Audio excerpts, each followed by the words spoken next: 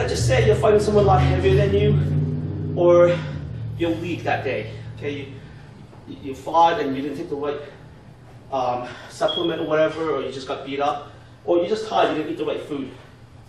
So I get the chuck, okay, and then I try to rotate, and I couldn't rotate as much. Maybe I'll just slow here.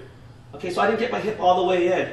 So now from here, we're going to practice doing Hari Goshi. So with Hari Goshi, is your toes pointing down, and it looks like an oar.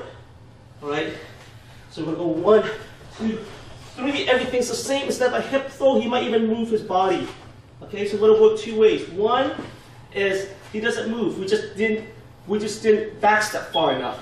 So we didn't backstep far enough. So you can learn to sense. If you didn't backstep far enough, then your next move is Hari Goshi. Okay? Or you did it right, but he follows you. So you have to teach your mind to trigger position. Okay? And then somewhere on the day of the fight, your mind will try to figure out all these other trigger positions between point A and point B. So point A is I didn't get far enough. Point B is I get far enough and he moves. Then you still have to somehow figure out how to do it. Okay? So always,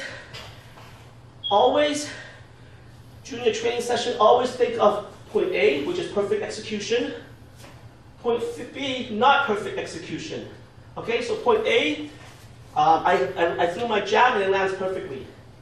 Point B, I didn't throw my jab perfectly. So how do you still win this? You can pull it back or dive forward again. See, because now you're teaching your mind to figure ways to still get to your end result. So point A, boom. Point B, no, boom. Right? Now, that's a game changer. Right? Is that a game changer?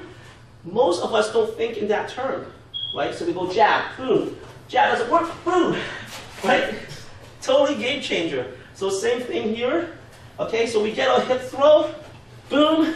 Okay, I didn't get through, Hari Goshi. I go all the way through, he comes around, then Hari Goshi again. But notice, I had to chase him. At that time, I didn't chase him properly. I knew it because I've been doing judo for a while, but you need a good coach to see that. So really important to be sincere with your training. So what we're going to do now is we're going to go 1, 2, 3. For whatever reason, we didn't backstep all the way, but let's make it sincere. He might throw me this way, so make it hard. So I backstep and I couldn't do it. See, I couldn't do it. I couldn't get my hip all the way through. So now I chuck, and then I do my Hari Goshi. So with Hari Goshi, you're going to transfer your weight from both feet to one. So this foot is easy to move. Okay? 1, 2, 3, and I'm a weakling. I try to go for my hip throw, he doesn't let me. So now it's Hari Goshi. Oh, I missed. So I need to do it again. 1, 2, 3. Ugh. Horrible. 2 more times. 1, 2, 3. He doesn't let me. Horrible. Sorry. It's like how we. 2, 3.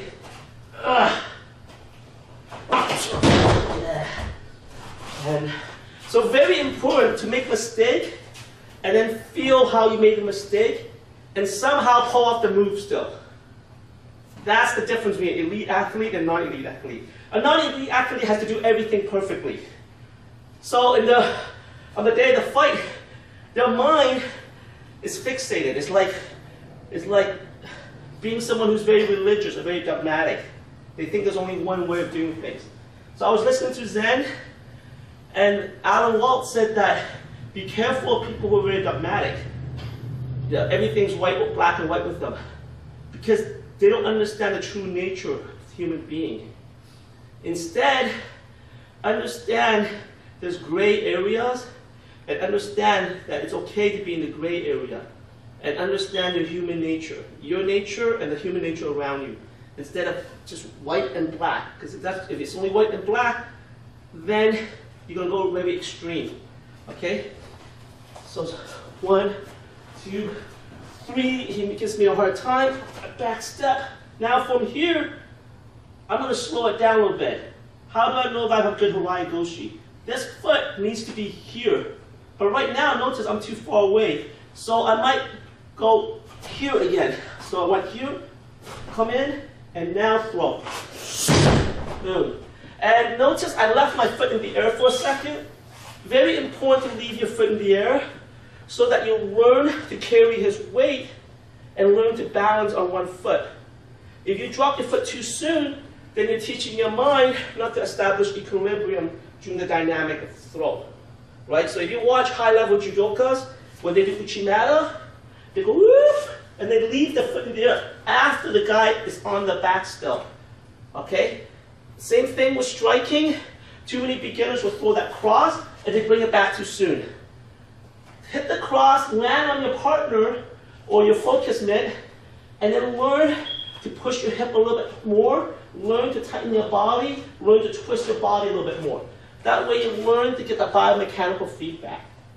Because on the day of the fight, you hit somebody and you pull back, but you hit somebody now really hard and your body starts shaking. Your body has internal, the muscle, like if you take the slow motion picture, your muscle actually vibrates. And your body's like, shit, I don't want to do this. Right? And so, this is why you go to horrible karate school, they hit like this. Okay, like, fuck that. None of these guys know how to fight. Okay? So, okay. Really important, no one in a fight start pummeling from this. So you might want to pummel from different position. So we'll start from here. Boom. Okay? So very important to enter differently each time. Okay? So he might enter like up and down, this way, this way, this way, right? So in other words, you can put in a lot of rep, or if you're an old person, or if you're an athlete who doesn't want to get injured all the time, your coach has to come up with different ways of doing the same move, but challenging your mind to be creative and to be thoughtful. So let's try this way. So this way, what I'm going to do is I need to pommel for underhook, and I need to get an overhook. Okay? So one more time. Underhook, overhook. Okay? So it's like this. Boom. Alright? Boom. From here, I got to make sure I get my hip in and get my foot here. Okay? And right now I'm leaning too much. I got to keep my axe here, and then I got to paddle at the same time. So paddle. And notice I left my foot in the air. Alright? Last time. Let's start from a different position. So this was great. For MMA now, he throws a punch, he throws an overhand, I catch. Okay, and now from here I pommel in. And I do my throw. Boom. And notice I kept my foot in the air. Okay.